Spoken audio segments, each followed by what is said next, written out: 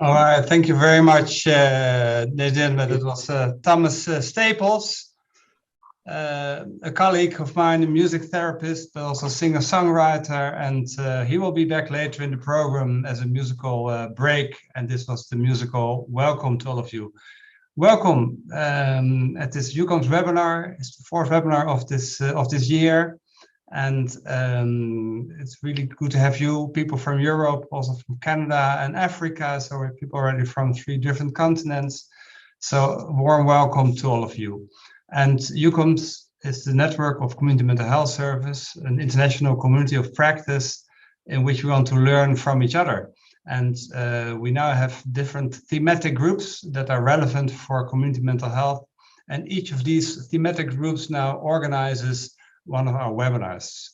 For those of you who don't know me, my name is René Kiet. I'm a psychiatrist working for GGZ-Noord-Holland-Noord, a community mental health service in the northwestern part of the Netherlands. And this webinar is really special to me because it's about the service that I work in.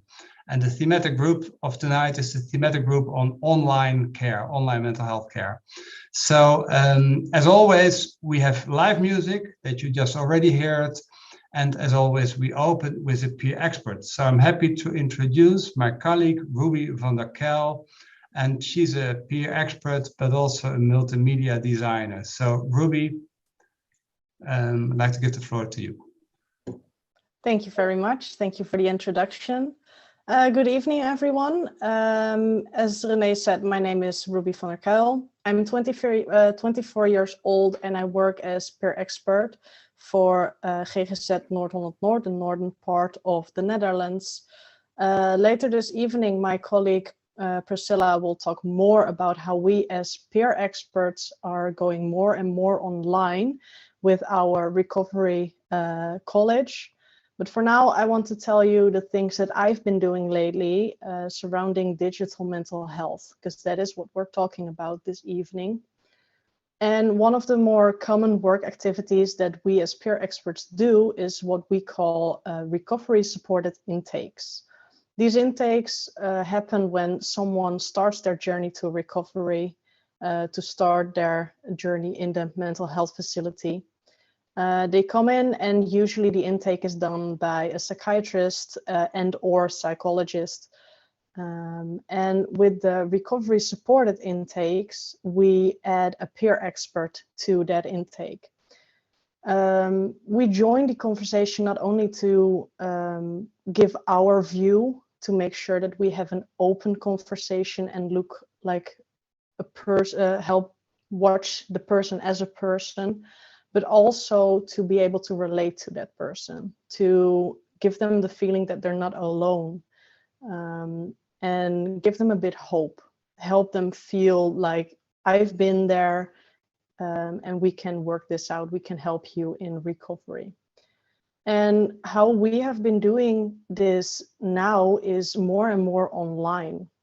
We are calling them on our computers from home, and it was very difficult to adjust to. Being able to connect with someone on screen was way harder than in reality. You cannot just interrupt someone talking because you might get an echo on screen. So it was really hard to get used to. But we also saw the upsides. People that had trouble traveling to our facilities due to distance, not having a car, not having money for public transport, they can now come into the intake more easily. People with anxiety to travel outside or anxiety in general can now participate in these intakes. And with the current COVID pandemic, we also help to stay safe. People that have anxiety due to this pandemic, or in general to stay safe and have the social distancing, we are now staying home. We're working home and still are able to do these intakes. I've been very fascinated with this concept. As Renee said, I'm also a multimedia designer. So for me, working online is very interesting. And it's very cool to see how my two jobs are now getting intertwined. Another activity that we have been doing online are recovery stories. We as Per Expert have our own recovery story.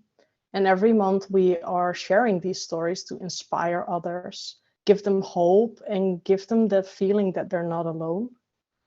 And we have been doing this face-to-face, and now we are doing them online. It helps us in so many ways. We don't see a big audience, so people with stage fright can still share their story. But also we have a much bigger audience, not only people from our region that we're located can visit, but anyone online can see them. And not only live, but you can also share them afterwards. So we can get way more views to our stories. We can share them, we can help other people see them. And it's been so amazing watching this happen, doing my story and having 30 people watching live, and even months after still getting emails from people that just watched it for the first time. I've been getting so much mail that they loved it and they loved seeing the story and being able to relate. And it's because we can now share them afterwards. And these are the two changes I've been seeing and working with surrounding the digital mental health. We have a long way to go. I recognize that. And it's amazing to be able to work that out. We still have to get used to it, to the entire concept of working digitally, but also making it easy for us to work with, but also for the colleagues and the people that we're trying to help. It has to be easy for them as well. They have to call us, they have to do their intakes online as well. So we have a long way to go in trying to figure this out and being able to use it on the most easy and convenient way. But I'm very happy to be part of this change and being able to figure out how we're going to do that. So that is what I've been working with the digital mental health in mind. And I thank you all for listening to this very short presentation. And I wish you an amazing webinar, and hopefully it will be inspiring to you all. Thank you very much, Ruby, for opening, and also for you as a group of peer experts showing the way. And that's like many people say, oh, we can't do it and we have to wait until life gets normal again. You just did it, and I'm really proud of that. And you will see Ruby back in the end. We always ask a peer expert to open and close the meeting. This part you could prepare, Ruby. In the final part will be in fact a reflection on the things that you heard in this evening. So thank you for being with us. For the next presentation, as in the program, you will see my colleague Andreas Lammerts. After that, what was planned was a meeting of Nancy Major on the Digi team, but unfortunately Nancy Major is ill, so she couldn't be with us today, but that is an opportunity, and I'm thanking for Andreas Lammerts to in fact give a double presentation. So he will have more time than planned. And I'd like to introduce him as that he's a colleague psychiatrist, child and youth psychiatrist. He's also in many ways a pioneer in online psychiatry. So I'd like him to discuss our online strategy as well as his own experience with being an online psychiatrist. So I'd like to give the floor to Andreas Lammerts. Thank you very much, René, and thanks for the invitation and the introduction. I'm going to share my screen so you can see the presentation.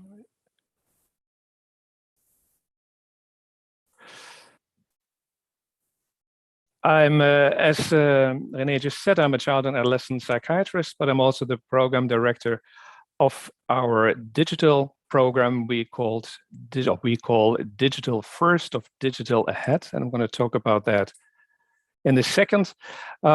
My really take-home message is what Ruby sort of already told us. Now, and that is really digital mental health is very inspiring, and it's also exciting. It's great to do, and it's here to stay. It's not going to go away. It's not going to go away after the Corona crisis. This is something we're actually learning now, and it's here to stay, and we can really profit from it. What I want to do is talk about our strategic policy plan, and then go further into our digitization process at the organization, and also talk about digital transformation and what digital transformation actually entails. I've been working out of South Africa for several months last year as a digital psychiatrist, and this was meant to be a pilot. We wanted to try out what you can actually do as a digital psychiatrist, and then Corona came and I got stuck in South Africa, and actually this was more than a pilot. I've been really working online, completely online for a long period of time, and this is what I want to talk about to also give you a more personal perspective. And in the end, I just want to also share some outcome. We did measure our online talks or our online contact and the lessons we learned from the pilot. If we're looking at our strategic policy plan from the organization GGZ-Noord-Holland-Noord, we do have a vision, and that's we are present where our client wants to succeed, and our mission is to be visibly better. And we do have 4 key elements. If you're looking at the framework of our strategic policy plan for the 2 years 2020 to 2022, one of the key elements is digital mental health. And that's what I'm really happy about, because GGZ-Noord-Holland-Noord, our organization, has always been a very innovative organization, and we have been actually working on a digital online basis for quite some many years. We have a digital sort of basic mental health outpatient polyclinic. We have a specialized polyclinic for adults and for children. And we do have a 24-hour or 24/7 crisis team that works completely digitally. And that's actually what Nancy wanted to talk about. And I'm really sorry she's sick and she cannot give you all the insights. I'm trying to let you know more about what we actually offer at GGZ-Noord-Holland-Noord. If we look at the aim of digitizing mental health, the actual aim we tried to establish was really treat more patients in a shorter period of time at lower costs, while preserving the quality and satisfaction of our patients and staff. This was the incentive. This was the aim of digitizing, and that's an aim we had actually set out long before the Corona pandemic. We have our own program, which is called Digital First, Digital Ahead, Digital Foremost, where we really want to promote our digital activities within the organization. The idea was really to implement more digital means, such as telepsychiatry, e-health modules, and make it more normal for all staff members to really get into this, inspire them, and try to get them enthusiastic about working on an online basis, really, digitally. What we did also do is start with digital coaches. We called them digi-coaches, and you're actually going to meet one of them. That's Priscilla. She's also going to talk later on. And those digital coaches were actually staff members from every unit, and they could be very easily approached to ask questions about how does it really work, how can you do it, technical problems would be solved, and at the same time we would be giving digital trainings in order to really promote working online. We also started with an innovation lab. That's a whole floor we transformed into an innovation lab where we can get together and discuss new ideas, try to be innovative, and try out new things. And we also have a patient portal that's open for patients. It's their own portal to enter their individual patient file, and also get in contact on a digital basis. At the same time, we also facilitated our registration process last year by using robotics and artificial intelligence. And we do have a digital service team that's 24/7 available for patients and staff. So if you do have any difficulties, you have a hard time getting online, there's a problem accessing or whatever, you can actually call the service desk and ask for help. And also we have video conferencing like we're doing right now. We use a different system, and that's meant for staff to get together more easily, but also for contacts with GPs, general practitioners, and other referrers to get in contact and discuss patients, and do this really in a safe way, and in a way that's really according to the privacy laws. But this is what we did in the past, and we said, well, we do want to go further. We don't just want to digitize, we want to go and do actually get into a digital transformation. And digital transformation means that our mental health is digital and data driven. And that really, therefore, you do need a change of attitude, and a change of culture is really essential. People have to realize what it actually means, and they have to really relate to it. And in order to do that, really, we do want to inspire people and have a more service-oriented mental health, and at the same time really more customized to the individual. And that means that the human factor remains the most important element. Very often, if you think about it's going to be online, it's going to be digital, we don't see the actual person anymore. We just sort of, we talk to a screen, or we don't have the personal contact. But in the digital transformation, the patient remains the center of attention. And it actually does broaden and enriches our current treatment options. And that's for our patients and for therapists. And I'm trying to tell you more about what we can do with digital transformation. And it's not just something we have to do now because of COVID-19 and we all stuck at home and we have to do more digital, but it's because it really does make a difference to patients and also to therapists. What I did, this was back to 2019. We already, as I told, we already had a digital team. This was mainly psychologists and also some nurses who were offering online services, diagnostics, and treatments. And they were really doing a great job and gained a lot of experience.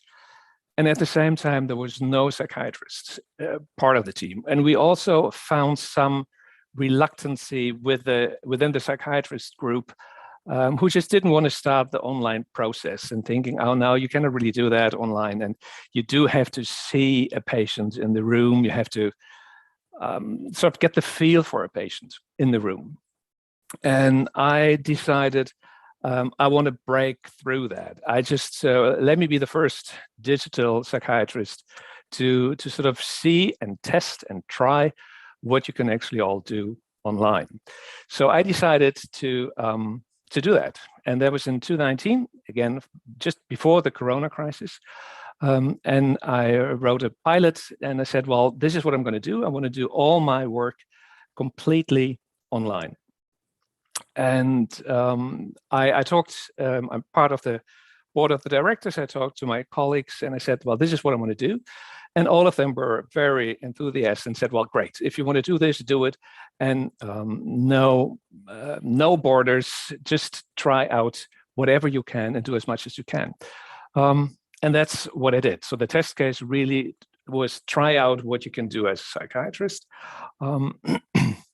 and at the same time promote our organization. We do have a reputation of being quite innovative in the Netherlands and abroad, and this is something we also wanted to keep and preserve and just really try to be the front runner about digital work.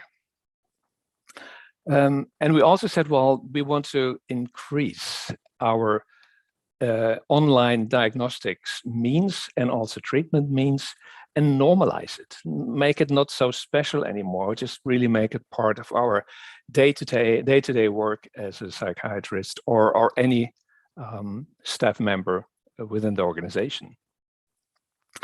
We wanted to streamline our internal digital communication and also offer a solution for a shortage of professionals. We do have a problem in the Netherlands with a shortage of psychiatrists, psychologists, and other professions, other professionals.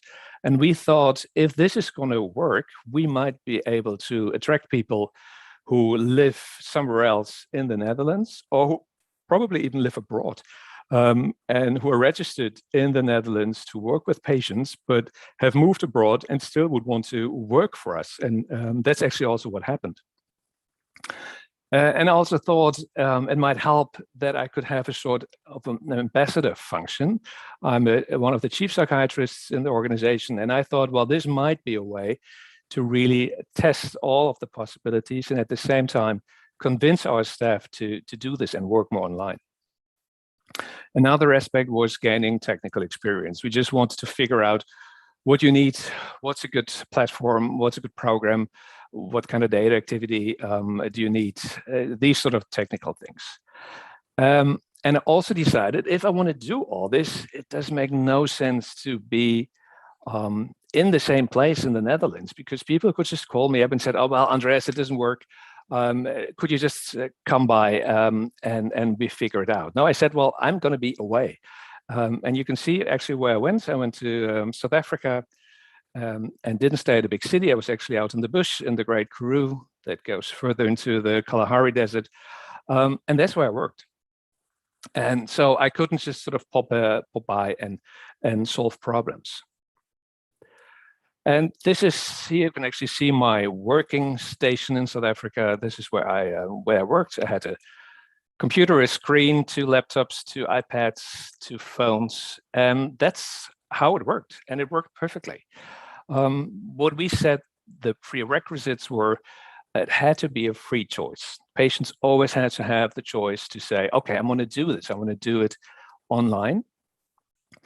And it was quite easy in the first place for the pilot because I was able to prepare all of my patients who already know me for quite some time. And I told them during the last visit they had to my outpatient clinic, and I said, okay, I'm going to go abroad. I didn't tell them where to, but I said, I'm not going to be here. We're going to do a pilot working online.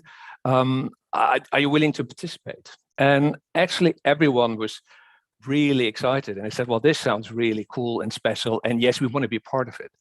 So again, this was pre-corona, and it really, people weren't used to doing what we're doing right now.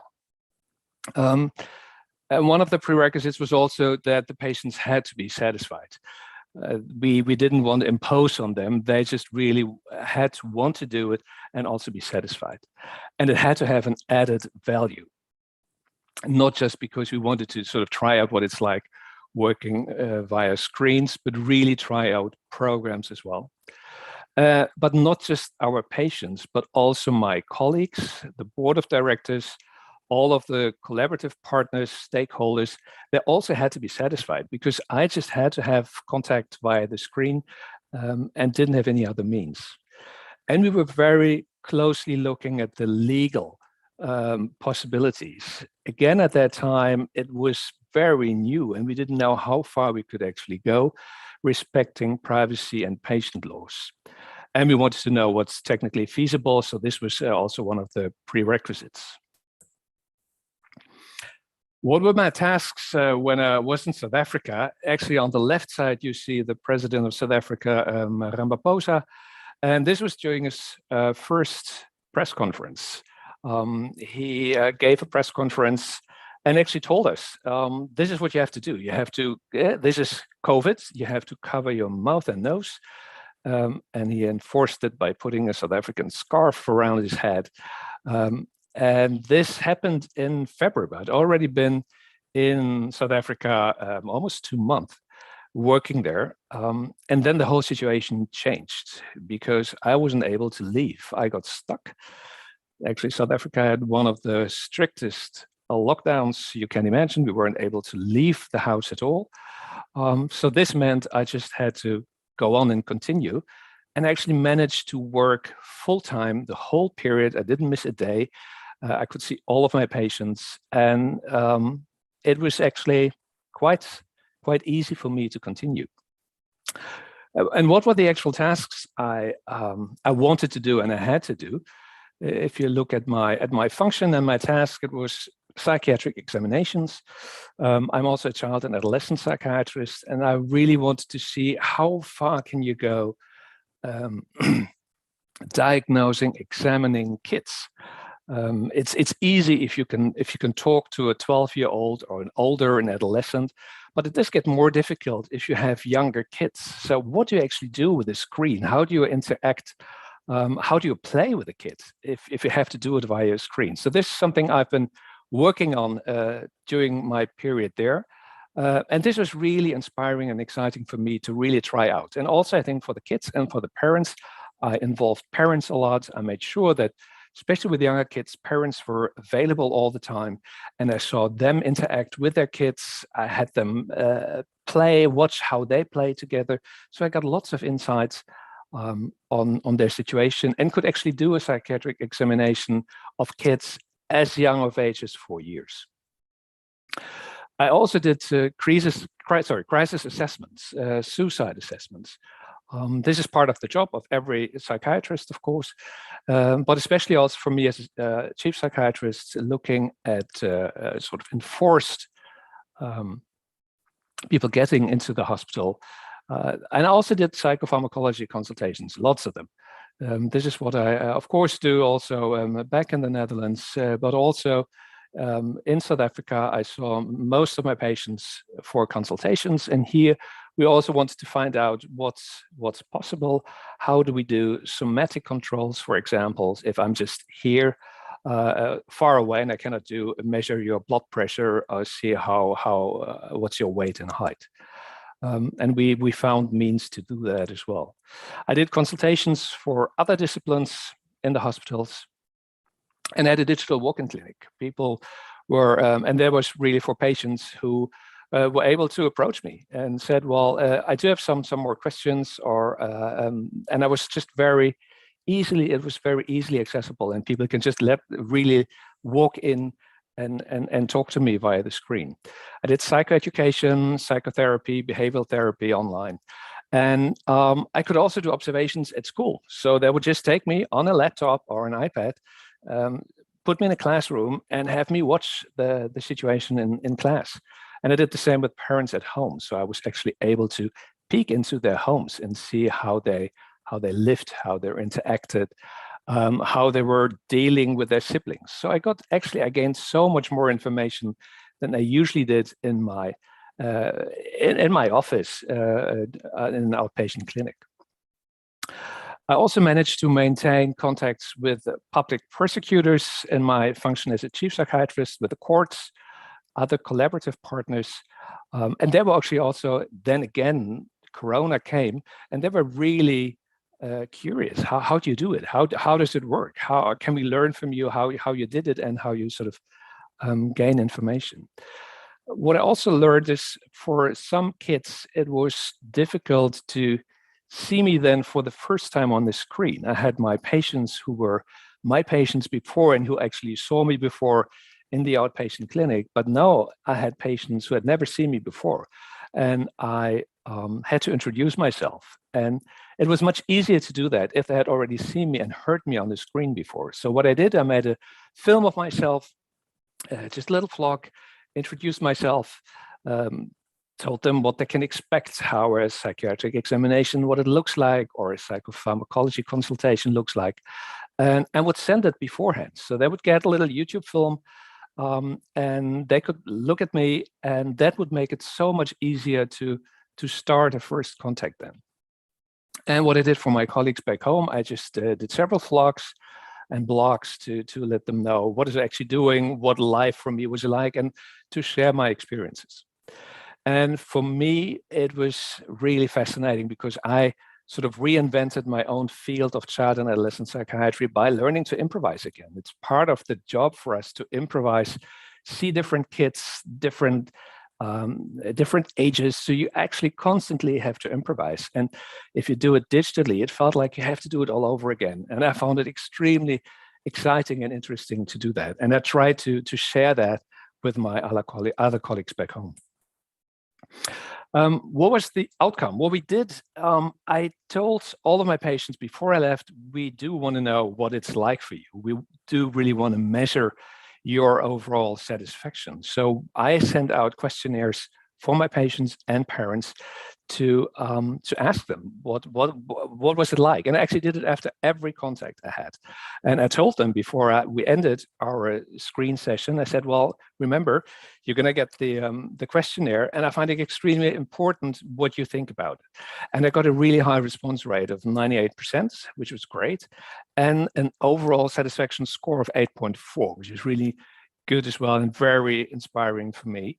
We did do later on a study organization-wide, and this was again then with the COVID, to see how patients scored the online contact, and that scored still high with an 8.1.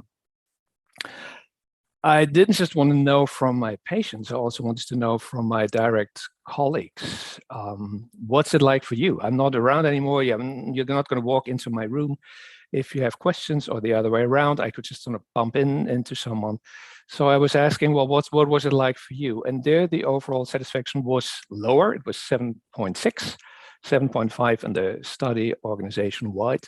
And it might just have been, they probably missed me, and it was different for them to just see me on the screen and not sort of have a cup of coffee easily and chat with each other. We really had to sort of make time to see each other online. The general outcome was that all of our targets had been met, and that was great. We could really say this works. You can actually work as an online psychiatrist and do everything you need to do.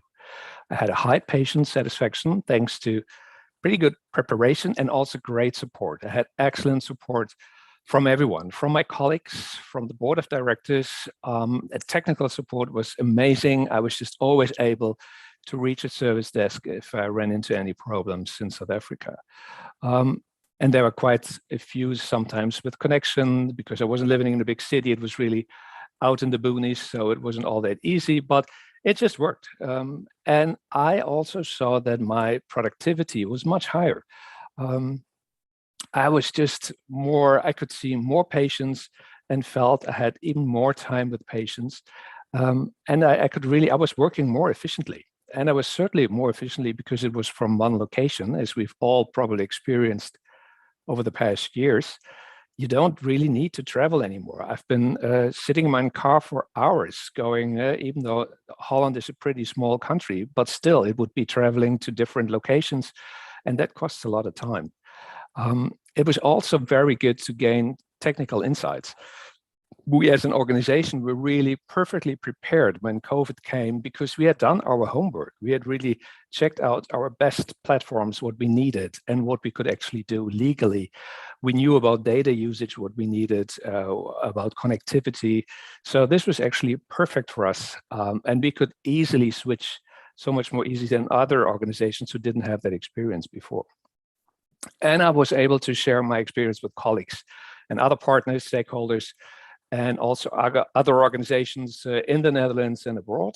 I did vlogs, several webinars, publications, and interviews. So we really managed to get that digital psychiatrist, Digiate, really out and talk about it. And managed to establish ourselves, remain as a really innovative and also an interesting employer. We were able to attract colleagues, actually what we wanted to in the beginning, to come and work for us. Now we have a digital outpatient clinic for children and adolescents, And we managed to get colleagues from all over the place. I have colleagues who are working out of Suriname, in South America, the Caribbean islands, Curacao, Israel, Spain, you name it. And it's a very international team, and it works perfectly.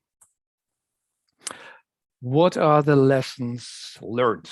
We managed to really increase our flexibility and efficiency. What I already said, we reduced travel time and travel costs. We gained a lot of additional information, and this was mainly by peeking into their homes, seeing how people lived, and have them observed at home. And that's something I found very interesting, to get that additional information. And we also gave parents and caretakers the opportunity to call in from different locations at the same time. Very often when I have my psychopharmacology office hours and see patients, they would just come with one parent. And now for the first time, I had two parents there all the time. Because one could be calling in from work, the other one is at home, or probably even both from work. That was really easy. And I got as a feedback that I was really more readily available as a psychiatrist. And this was for my patients with a walk-in clinic, but also for my direct colleagues. I was so much more flexible with my agenda as well. I could make appointments early in the morning before school time, or later in the evening, because I was able to sort of arrange my day around my appointments. And I really found that there are certain kids, and Ruby already mentioned that as well, with patients with anxiety disorders, for autism and other disorders, and they really felt this is my thing. It just feels so much better to at least start with a screen-to-screen contact.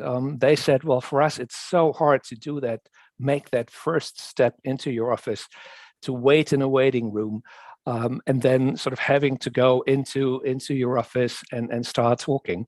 And they said, this way, sort of, we are getting your introduction film, we have seen you before, we make contact via your screen, makes it so much easier for us. So this is really a lesson learned for me. And I found out this is really fun to do. It's something very special, and it's new, it's challenging. I found it extremely inspiring, and I've been really working online ever since. I'm back from South Africa. I'm back in Holland, and I'm still working online from home. I do get into the office from time to time and see some patients there, but I'm really mainly still working completely online then for almost 2 years now. And I do believe there are many more new exciting opportunities to come. We're going to be working with augmented virtual reality. We already do lots of virtual reality, but it's going to be augmented. And I think the next step will be working with digital humans as well. So there's so much more exciting, many more exciting things to come. And I do believe that this is the future. It's not going to go away, even though we do hope Corona is going to go away. The digital online mental health is here to stay, and we should really embrace it with open arms, because it does have great opportunities. And I want to stop here. I believe our questions and answers are for later and for later time. And I want to thank you for your attention. Well, thank you very, very much, Andreas, for this very interesting presentation. In fact, I think I even saw you more frequently when you were in South Africa. Every week we were in touch, and you were always there. So it was we learned a lot from you. We have one question of clarification now from Niels Mulder, who asks, what kind of patients did you treat while being in South Africa?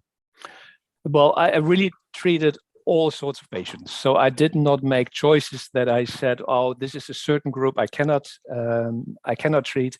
So I made sure that I really wanted to see all of my patients.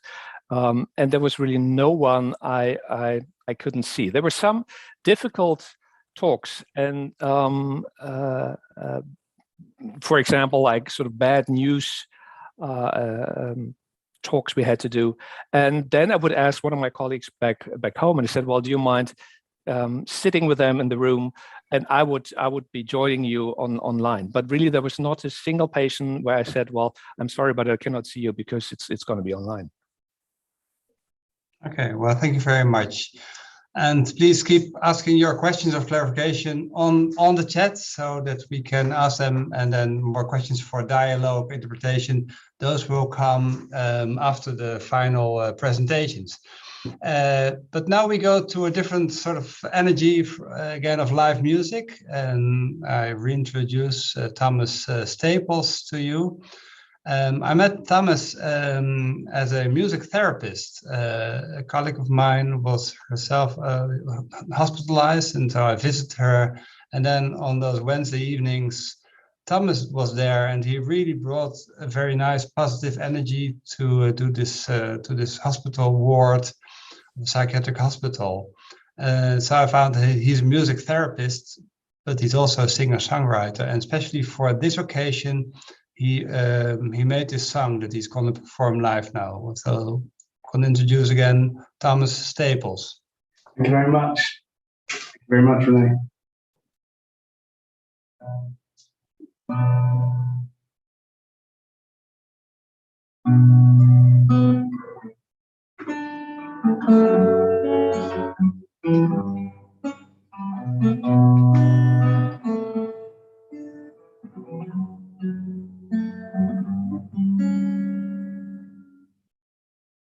So many years I've been standing still, frozen, not able to move on.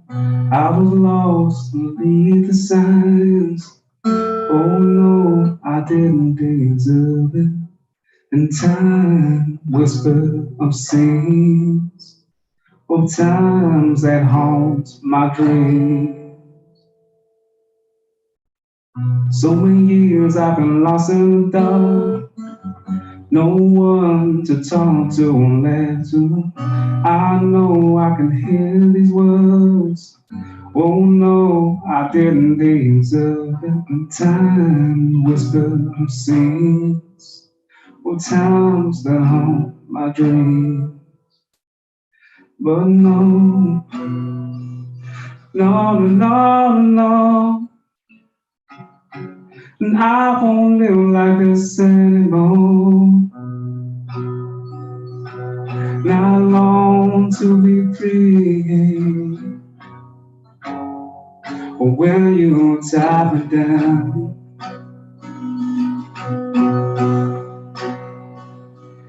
I said no, no, no, no.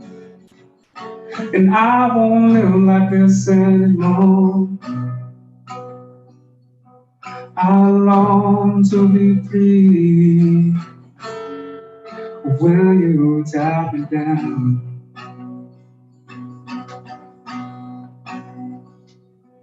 and the clouds they won't part no more. I close the window, I open the door, and the clouds they won't part no more.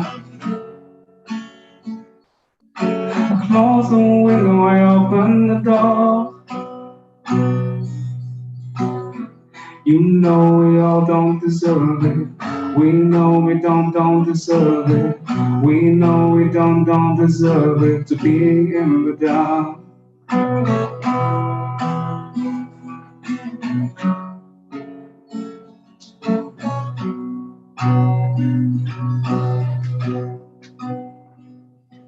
These clouds, they will part some more. Close the window, I open the door. These clouds, they will part no more. Close the window, I open the door. You know that you don't deserve it. You know that you don't deserve it. You know that you don't deserve it to be in the dark.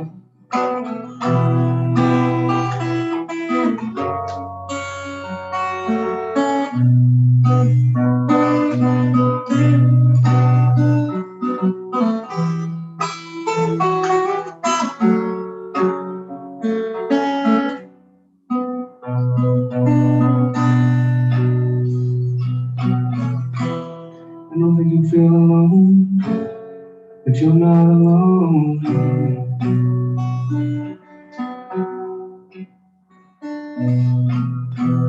Know that you feel alone, you're not alone.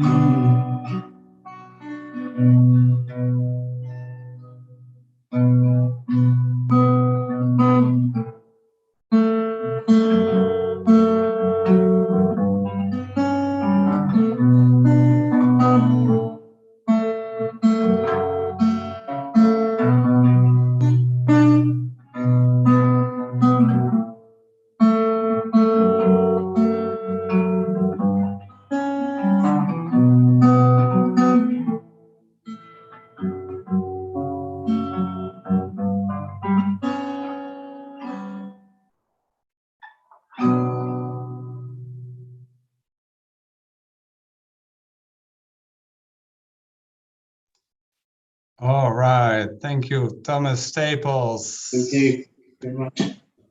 Thank you for bringing this musical energy to our meeting. A man of different qualities, as I said, and that is the case for all the presenters this evening. In our service, we also, in our area, we have different recovery colleges, and they went online too. And so the next speaker will tell us about that part. You can already see her. It's Priscilla Clerc, also a peer expert, but also she's one of our Digi coaches, as Andreas explained, and also she's an entrepreneur. So a woman of many different qualities, who only knew this week that she was going to do it because someone else became ill. So we're very glad to have you here, Priscilla Clerc.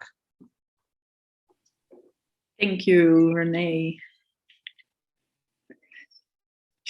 I will share the screen.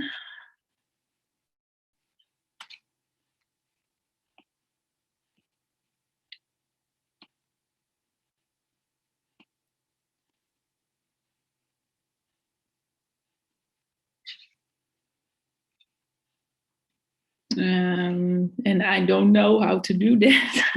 Oh my God. Can you do that for me, Renee? In that case, I ask Ovidio to share the screen and put on your presentation. Ovidio, can you do that? Yes, in a second. Yes. Also, that's good to know that Ovidio will start to run the secretariat from Romania, and he's starting this evening. So it's his first evening for EUCOMS. I think the presentation is already. Can you put it onto slideshow, Ovidio? Yeah. Okay. Yes, thank you.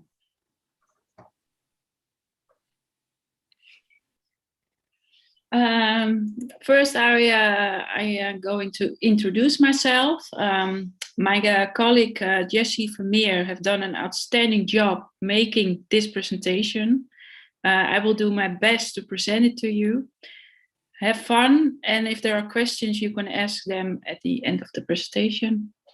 Who am I? I am Priscilla Clerc. I'm 36 years old, and I'm married with my husband Joost, and together we have a daughter named Faye, and she is 4 years old. We live in the Netherlands, in the smallest village in Noord-Holland called Sint Maarten. So that's not the island, but a little town in Noord-Holland. Yes, in the Kop. I have a background in retail as a manager. I had a team of 20 employees, and the store made $1 million in a year.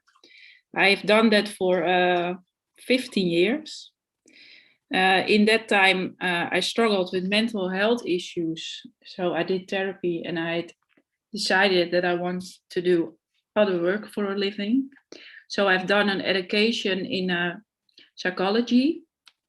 And now today I'm a peer expert by GGZ-Noord-Holland-Noord, Digi coach.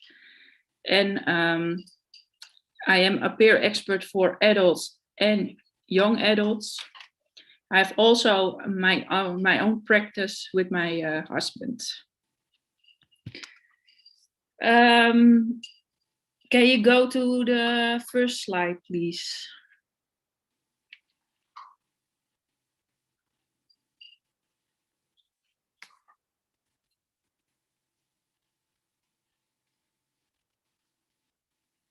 Yeah, I'm going to Recovery College. What we do, we peer support. We do groups, and in the groups we have a wellness recovery action plan called the RAP. The RAP is an outstanding plan with lots of outstanding recitations. We do how to cope with emotions, sleeping problems.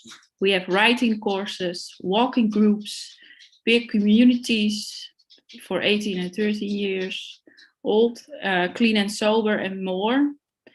We do one-on-one sessions, recovery stories, education about the Recovery College, education about working as a peer expert, recovery supported intake in Dutch. It's called the HOI. My colleague Ruby has also told about that. Collaborations with expert networks and external partners. What we do online, education about the Recovery College and working as a peer expert. Recovery stories every first Monday of the month.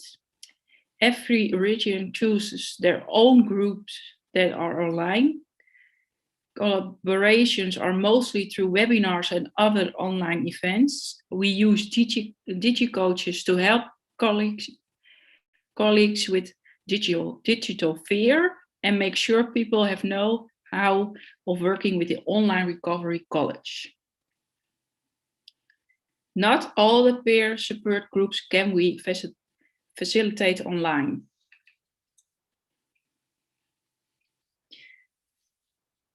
The online Recovery College GGZ-Noord-Holland-Noord, peer support online. Now, COVID made the concept of online peer support much easier to start because we had to do a lot more online, so we can also reach the people we want to reach. The concept online peer support started in January 2020. The Innovation Challenge was in November 2020, and the online projects started in spring 2021.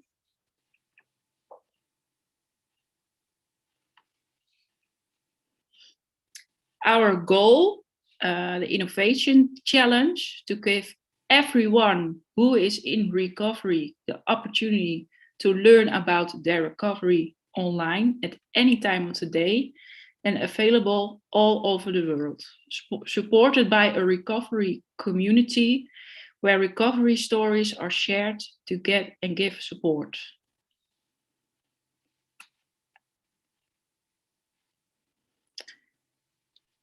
Not just online peer support groups, but because transformation takes time.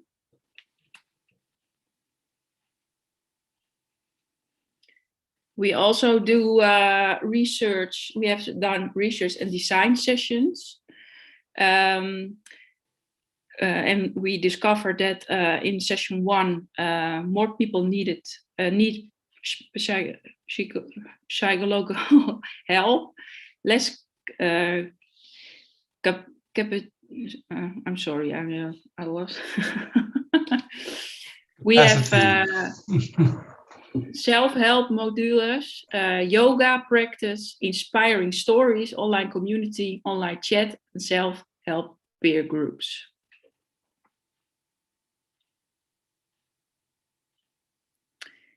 Design session 2, that was a session with 7 clients and peer experts and 3 facilitators. And in the design session, there was a top 3. One, they wanted an app to share positive recovery stories focused on specific regions. 2, a positive online community, and 3, a chatbot for peer support. ID 1, a roadmap for a good feeling. For whom, what are the functions, and why would someone use it? For people who want to find activates that can help them to feel better, you can use the app to search for activities that can help you feel better or prevent from relapse. You can find activities on your virtual map. It can be activities that you have done in the past and help you to feel better, or you can go on adventure to explore other maps to find new activities. People can share on the map why it helps them to do it and can inspire others. You can use it as an inspiration, but can inspire others as well. ID 2, there was an avatar direct peer support. For whom, what are the functions and why would someone use it? For people who need someone to help them when times are hard, with anxiety, compulsion, need advice, but don't want to bother others or don't have people close to them who can help. You can fill in your own signaling plan with a therapist. So the avatar or the chatbot will help you in a way you know it's best for you. You can make your own guided meditation or let someone make it for you and use it when needed. Choose pop-ups that shows your avatar during the day with positive quotes or quick check-ins. Make an appointment with your avatar during the day to do the meditation. It can help you to make the right healthy choices.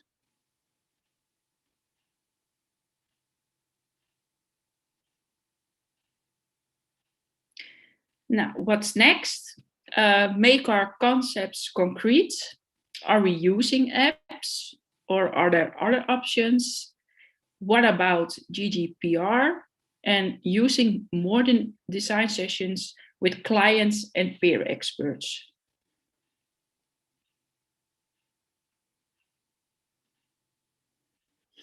What is our dilemma? Now, the main question is, what should we do? Are we going to focus on online peer support groups? The success of online peer support is because of COVID. When it's over, the online peer support groups will need some more attention. People are not ready for the next step yet, except that you are still a caterpillar, or focus on transformation. Online peer support groups don't need your focus. They will not vanish when COVID is over. Now is the time to become that butterfly.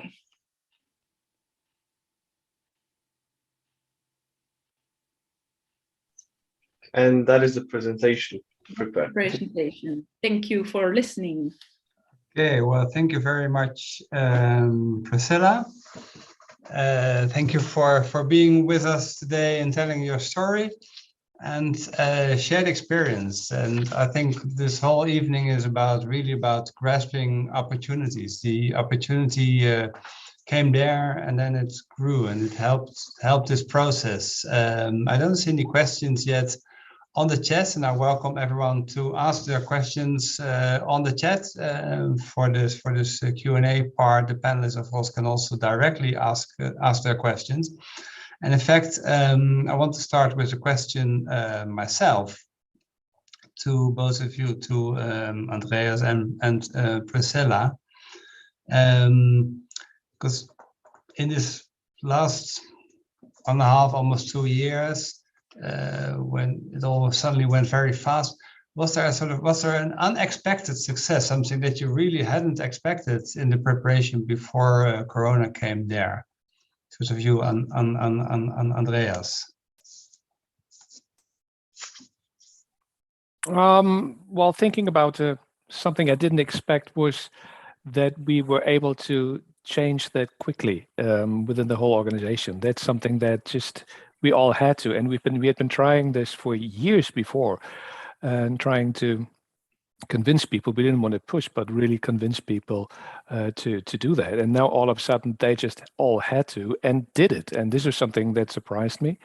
At the same time, and that's something also Priscilla said, again, I'm afraid we're going to be losing the moment. You called it sort of the transformation into a butterfly. And I'm really afraid that at a certain time when we hopefully have COVID-19 behind us, it will be very hard to keep that, to keep people, convincing people and keep on inspiring people to work online, because that's something I think most probably of our patients will want to, and even probably not 100%, but at least do it blendedly, so that you would have a choice of doing a combination of both online and face-to-face on a location. Okay.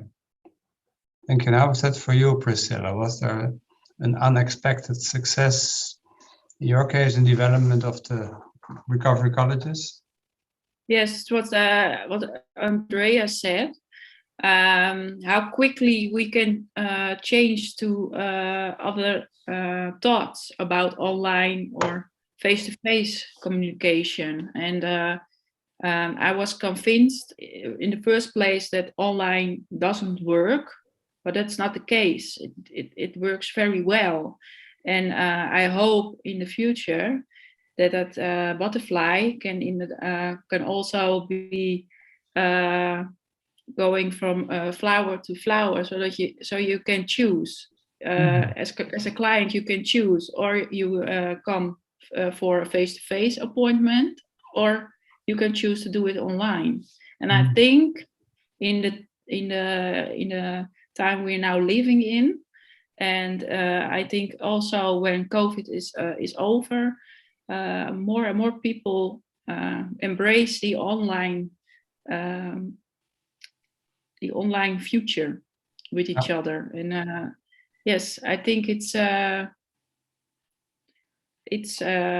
future for us also as organization. Okay, well, thank you very much. We have two questions now on the chat. First of Margriet van der Meulen, who has a question to Andreas. Andreas, do you use a specific background screen intentionally? If yes, what were your thoughts on the look and feel? Well, that's a good one, because we've been still discussing our backgrounds. I started in South Africa without a background. You could just see the white wall. And I thought, well, this is so neutral and there's not going to be any question about it. But then the plaster in South Africa is different than the one used in the Netherlands. So again, people are really focusing on your background. Say, they would ask me, like, are you sitting outside? This is something we're not used to. And they're like, where are you sitting? And this is really what the background is all about, because it does, people are wondering, they're asking questions, they want to know more about you, probably where you're sitting. So this is something we learn to also play a little with. So in our digital group, we've been discussing it a lot. I really chose to for this one now, because in South Africa, when people knew I was in South Africa, especially the kids, they just got wild. So they would be asking me about all the wild animals in my backyard and whether it's safe for me and whether I can show them an elephant or so I decided this is not very, very good. And now I just chose a very neutral one, like this one here in the back. I can easily move around. I can take even to the office on the location, or I can work in different rooms at home, and I would always have the same background. So that's really easy. But there are other colleagues who actually choose to show more because they want to initiate a certain conversation. So they would actually have a cupboard in the back and have expose certain things, items, because they do actually want to initiate conversation. So I think all is possible. It's something what fits you best, and how much you do also want to expose yourself and talk about. So this works best for me for now. Thank you. Yeah, I remember that wall in South Africa. It really became a familiar wall to me. I sometimes even miss it, but this is very good too, and it's always there. Priscilla, did you have any thoughts on backgrounds?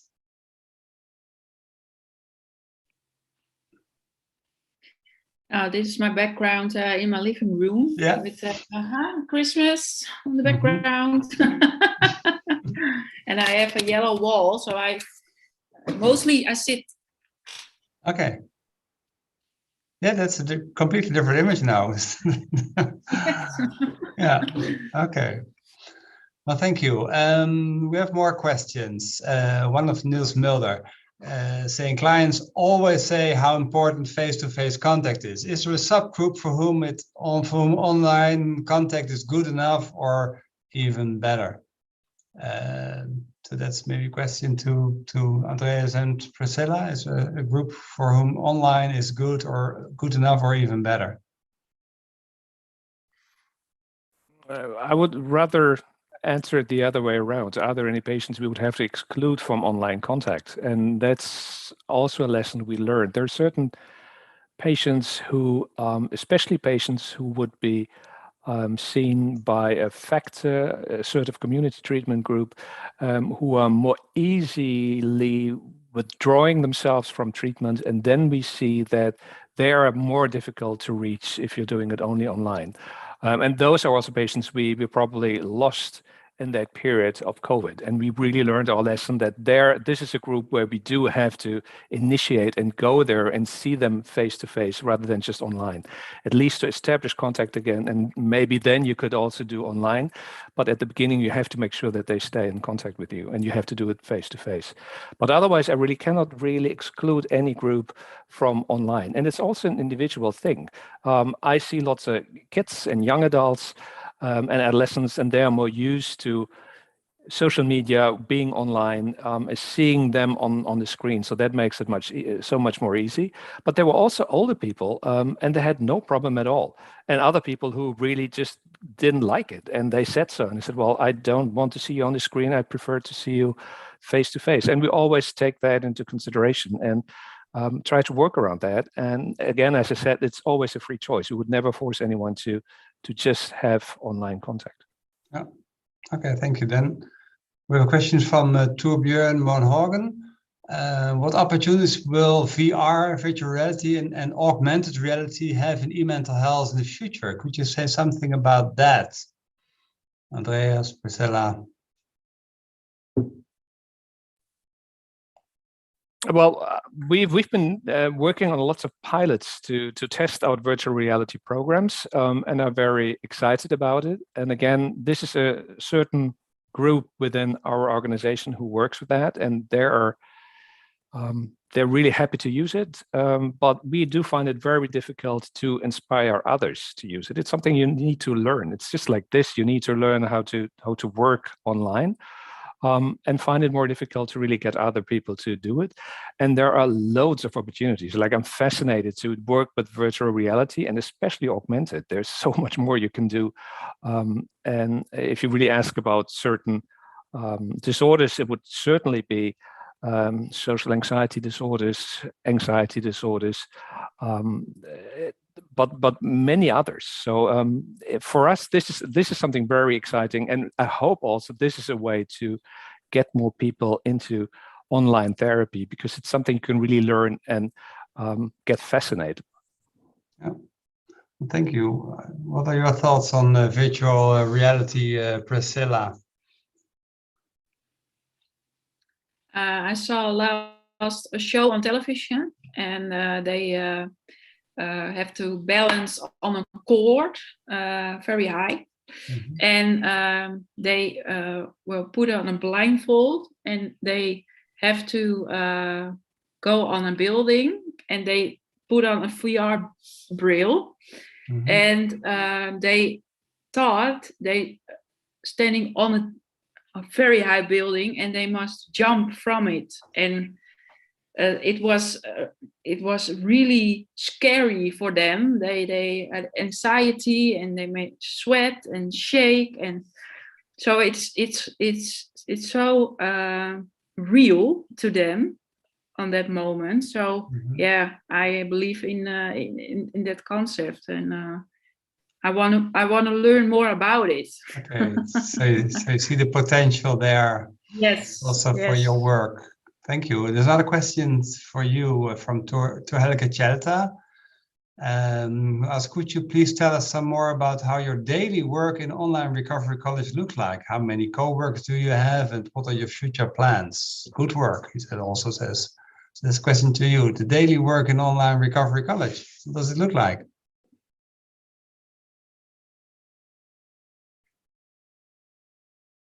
Priscilla. Now, in the time that COVID was upcoming, we did many groups online, and nowadays the groups are going further, but without us. So they facilitate it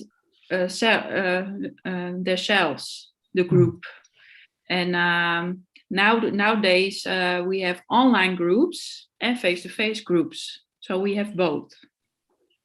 Yeah. It works very good. Okay. Thank you very much. We also have in the Q&A section a question from, I don't know from whom, it's an anonymous question. The question is, what kind of people did you have in the online digital team for supporting clients? How did you arrange the 24/7 support? And what kind of questions did you get? Of course, this would have been a question for Nancy Major, who's not there, but maybe as a stand-in, Nancy Major, Andreas Lammers, can you answer that question? Well, I'm trying to. The team consists of psychologists, nurses, specialized nurses, physician assistants.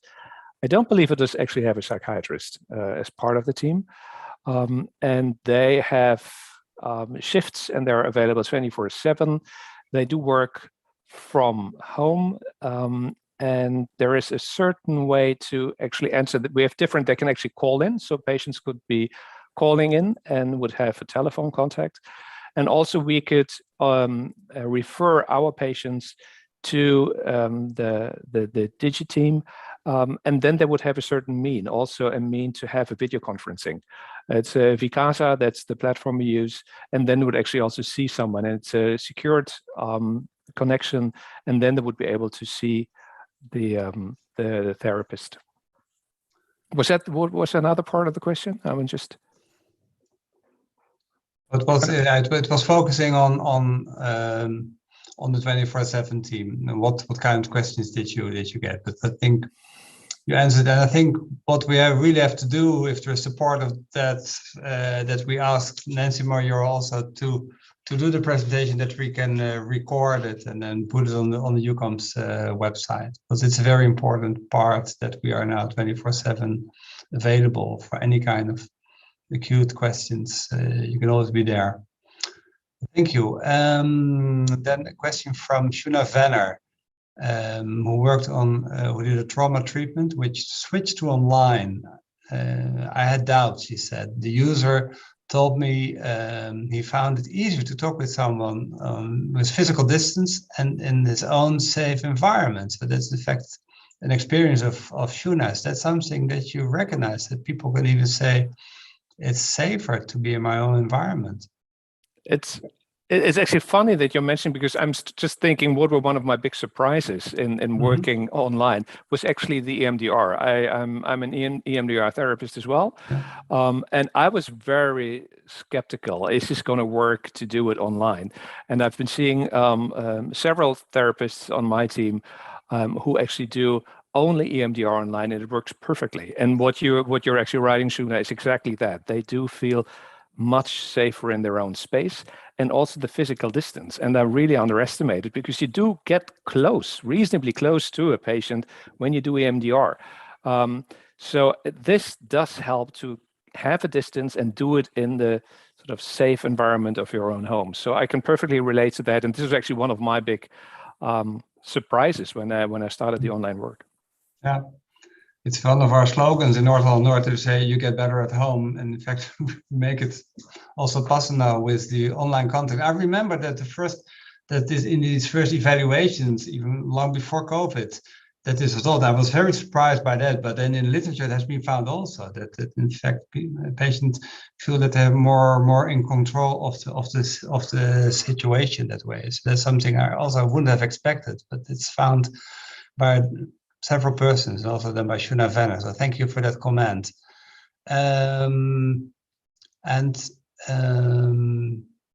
This was, the question from Matthias Albers from Germany. A question to Andreas. What ideas do you have for using augmented reality in psychiatric treatment? Well, what I tried to explain beforehand, with the augmented reality, virtual reality, you do actually work with avatars. So you don't have the strict made-up programs where you that also work, of course, but with an augmented reality, you do have avatars, and you can very much focus on a specific problem. This could be a specific phobia of any other problem. You could actually choose what kind of person it would be, what kind of voice, a man, a woman, and you could just really do it so more specifically on a certain issue and problem of a person, and that makes it, I think, in psychiatric treatment very, very helpful. Okay, thank you very much. And one more comment of Shuna Venner. It was not so. Yeah, I think she wants to explain that the therapy was narrative exposure therapy. I assume that's what you use with NET. So I don't see any further questions on the chat, and we're also getting to the point. But if there's really still a question going on, put it on the chat or Q&A right now. In fact, maybe there's one new on the Q&A. No, that was already notified. So thank you for all that input. And before we wrap up and go back to Ruby van der Kuil, I want to thank you very much for being here in this December month, so close to Christmas. And I see one. We have a question. Oh, that's Detlef has a question. But that's after the end, so that's then I'll speak to that after that. But so it's very much about grasping the opportunity with successes, also with unexpected successes, and which I think it makes it very important that we make this further development also, in fact, independent of Corona, because the risk of that is dependent on Corona, that people think, well, when Corona is over, if we're ever going to be in a situation that it's over, but then the online development is over. So I think we have to build now to this, to keep this development going of going from the caterpillar to the butterfly, as Priscilla expressed it. I want to welcome you also for the next webinar. That's already 1 month, a little bit more than 1 month from now, because the next one will be in January 26th on prevention. That's one of the other thematic groups of EUCOMS. So you're very welcome. It will be hosted by a group in Norway, important topic in community mental health. And also we plan to have the first on-location meeting again on May 27 and May 28 in Krakow, Poland. Of course, if Corona allows it, we will be able to meet on location again in Poland. We also will organize at least 3 other webinars, so keep a look on our website, and you can always, if you're not already there, put yourself on the list so that you receive our newsletters and so forth. So having said that, I want to give the floor back to Ruby van der Kuil, because she opened this meeting and we ask her to sit, watch, listen, and then share your reflections with us. So Ruby, can I give you the floor, please? Yes, thank you very much. It's actually pretty funny how we are talking about digital mental health and the opportunities that online bring, while my Zoom crashed a few minutes into Andreas, his presentation. I'm happy to be back. So I heard all of the presentations, and I just want to thank all of my amazing colleagues for their presentation. Andreas, I loved how you were saying that you are seeing the possibilities and the future in digital mental health, because that is how I see it. It is the future, and we have to see the possibilities. Of course, we have to see the problems with how we use it and the obstacles of this new development. But seeing the possibilities drives us to try this new thing. Also very cool to hear you say that you're basically the digital psychiatrist pioneer. It's cool to work with a pioneer. It always is. And it's funny, and actually very amazing to hear how we are working already with the concept of digital mental health in such a big way, and to see where we're heading. It's amazing to see the outcome. It's important to see how the care was received, what we can work on, how we can develop it better, how the colleagues are working with it. So it's really cool to see that as well. Thomas, I want to thank you for the beautiful change of energy. It really made an amazing webinar to have that musical energy in it as well. And last but not least, Priscilla, it's great to see our Recovery College represented in such an amazing way. As part of the team that is doing the new app development, I just want to say it's great to work with you, and I can see these new ideas and the digital era to go above and beyond for the peer support. So yeah, it's really cool. I found this a really inspiring and amazing webinar altogether. And it's great to see how we learn from each other and how we are growing in the digital mental health. So I thank you all. Okay, well, thank you, Ruby. Thank you all for attending, being with us.